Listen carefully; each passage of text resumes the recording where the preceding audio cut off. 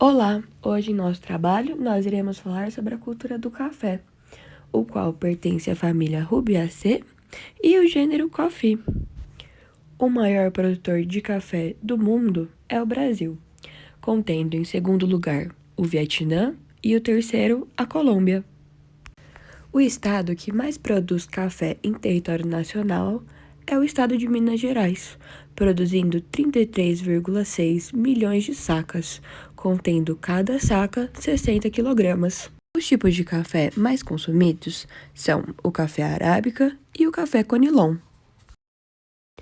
A cultura cafeeira ocupa 2,16 milhões de hectares de área plantada no Brasil. E em 2020, a produção total foi de 61,62 milhões de sacas produzidas. Agora eu vou falar os principais problemas fitossanitários do cafeiro. No começo agora eu vou falar sobre o bicho mineiro, que é a Leucoptera cafeela.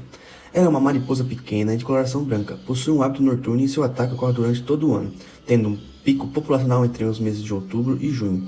Essas lagartas penetram no meso foliar, causando destruição do paraquima, e as regiões destruídas vão secando e a área atacada vai aumentando com as ondas da lagarta. Isso é comum encontrar mais nas lagartas nas folhas. A ação das lagartas provoca a formação das minas nas folhas, provocando a queda e a destruição das mesmas.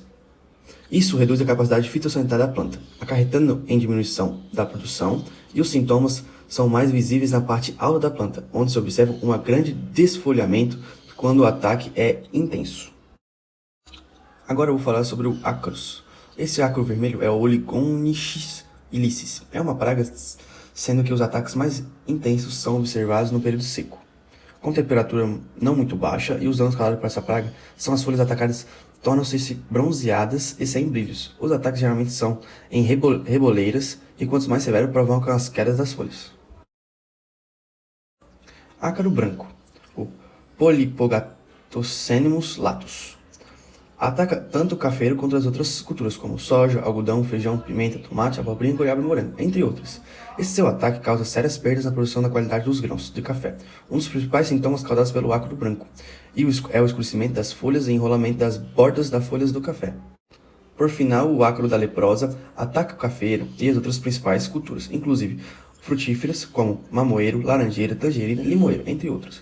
Sua cor é alaranjada e seu corpo apresenta duas manchas no dorso. As principais danos proporcionais pelos ataques dessa praga são concentrados nos frutos, nos ramos e nas folhas do cafeiro. Quando ataca a planta, esse ácaro causa lesões nos frutos como consequente queda delas, o que gera grandes perdas para o cafeicultor. A broca do café é uma praga encontrada em todas as regiões produtoras do café no mundo. Essa praga é importante e ataca os frutos em qualquer estágio de maturação, inclusive o grão já seco, e dependendo do nível da infestação, os prejuízos podem chegar a 21%.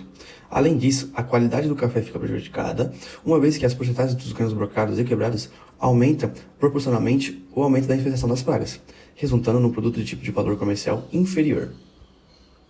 Nematóides, Meliógenes spp. A sua maior importância para a cafeicultura é esse Meliógene. Atualmente, há 17 espécies desse nematóide já foram descritas infectando o cafeiro. A espécie Meliógene enxíqua não é mais agressiva, no entanto, é responsável pelos maiores prejuízos nos cafeiros brasileiros, devido à sua grande disseminação. A reprodução dos fitonematóides no cafeiro pode ocorrer durante todo o período de lavoura no campo. No entanto, no período de chuvas, a taxa de reprodução de nematóides é maior. Com isso, são conhecidos pela formação de calhas nas raízes e causa deficiência na absorção e translocação dos nutrientes para o resto da planta, provocando sintomas como amarelamento e nanismo das plantas. Uma vez o nematóide instalado em sua área, a erradicação do nematóide é praticamente impossível, portanto é ideal evitar a sua entrada na área de cultivo. Cigarras do cafeiro. Esse inseto pertence à ordem Hemiptera e as cigarras do cafeiro são insetos sugadores que possuem metamorfose incompleta. As cigarras têm um trânsito de agosto a novembro, por isso deve ficar atento com a ocorrência dessa praga. Devido à sua alimentação de seiva das raízes, o que pode acarretar em prejuízos e aproveitamento da água e nutrientes, resultando em mortes das raízes, clorose, queda da precoce das folhas, prejuízo na granação dos frutos e queda na produção, e diminuição da vida útil das lavouras, até mesmo podendo resultar em definhamento progressivo e morte das plantas do cafeiro, no casos mais severos. Agora, pelo final, eu vou falar sobre as principais doenças do cafeeiro, começando pela ferrugem. Causada por um fungo, essa ferrugem é considerada a doença do café mais importante no Brasil, no mundo cafeeiro. As doenças estão implantadas e distribuídas em todas as regiões produtoras do café no Brasil e pode comprometer até 35% da produção nacional.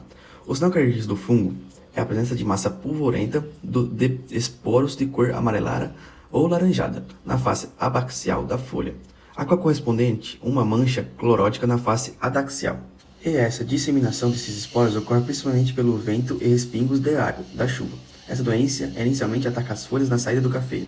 Por fim, a casporiose, essa doença depende da região, também conhecido como olho de pardo, mancha circular ou olho de pombo. O seu grande causal é um fungo cercáspora, que está presente em mudas no viveiro e plantas no campo, atacando folhas e frutos. Esses sintomas das folhas são manchas circulares na coloração castanha, clara e escura, com o centro branco, envolvido na maior parte das vezes por um halo amarelado, gerando um aspecto de olho. Já nos frutos, os sintomas são lesões deprimidas e de cor escura, que pode... Sobre os tipos de irrigação, temos irrigação por microaspersão, o qual possui característica de elevados níveis de precisão e rendimento, por gotejamento, que possui um grau de exatidão, porém o custo é bem elevado, por tripas, que o preço é bem mais acessível, por pivô central, que possui uma alta uniformidade em área circular. Também há o canhão hidráulico, contudo, esse é o menos indicado devido ao alto consumo de energia e não possui grau de precisão muito elevado. E por fim, por malha, que é o mais simplificado e com menor valor agregado. Em relação às máquinas utilizadas no cafeeiro, começamos com o arroador, o qual limpa o local onde o cafeeiro será plantado. Após, separa-se os frutos da colheita anterior, para possuir uma maturação diferente dos próximos frutos a serem cultivados. Isso ocorre através da derriçadeira, a qual possui diversas varetas que se infiltram entre as plantas, e através de vibrações, elas fazem com que os frutos se desprendam da planta-mãe. Depois, com os frutos caídos no chão, estes são unidos e recolhidos, e aí esse processo é feito pela máquina recolhedora. Pelo fato de ainda haver alguns itens indesejados, como galhos e folhas secas, utiliza-se a máquina abanadora. E por fim, utiliza-se uma colheitadeira para apanhar os frutos. Com o passar dos anos, descobriu-se que a semente do café pode ir muito além da bebida. A partir de tal, podem ser feitos produtos como farinha feita do pó de café, a qual pode ser utilizada para fazer bolos e bolachas.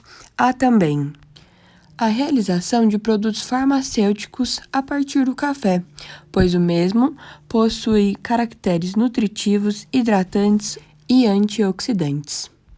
Por fim, para evitar o desperdício do resto da matéria que não será utilizado, a polpa do café pode ser transformada em ração para gado e também para porcos. Por fim, temos os custos de produção, o qual é formado pela soma dos custos variáveis e fixos, resultando no custo operacional. Após obter o custo operacional, soma-se a renda de fatores, resultando no custo total, como demonstra a figura. Este foi o nosso trabalho sobre a cultura do café. Muito obrigada!